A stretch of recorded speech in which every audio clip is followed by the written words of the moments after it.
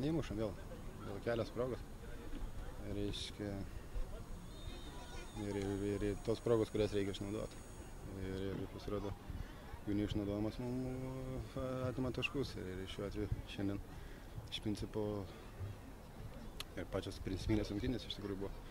Ir mano nuomonė, būtume išnaudoję tas progas, rezultatas galėjo būti visiškai kitoks. Dabar yra taip, kaip yra. Ko pritrūko? Na, par to, ką paminėjau, kad išnaudojamas spragų. Šiek tiek, aš manau, vietomis gal ir sėkmės pritrūko, bet šiek tiek norėjosi to didesnio kovingumo ir to nusiteikimo, kur buvo prieš tai žaistose rungtynėse su U19, su jaunimo rinktinė.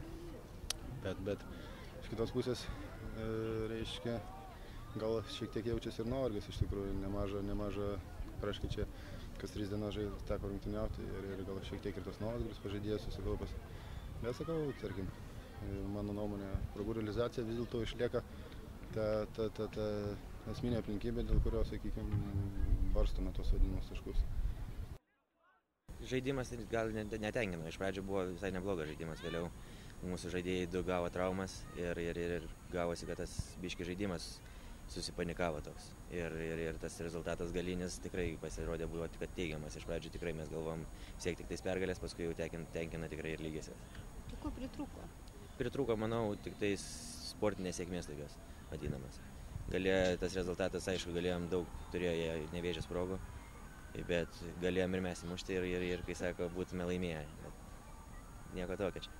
Tai po šiandien dienos varžybų, kuo turnyrinė lentelė atrodys? Nu, po šiandien dar gaunasi, kad ten 6 komandos praktiškai kovoja dėl tos antrosios vietos, kadangi sužinom, kad ir Jonavos Lietava šiandien pralaimėjo Vidzgirio Alytaus 6-1.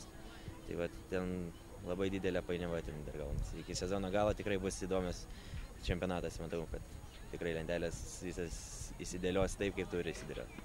Ir kaipgi ta naujoji danga, kaip tas mūsų stadionas? Nu, stadionas tikrai neblogas, iš tikrųjų ganėtinai iš pradžių gal buvo blogiau atrodė.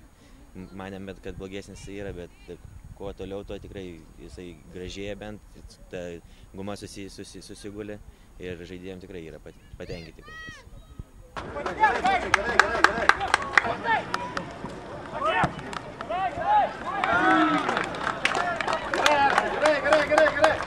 Kėdainietis LT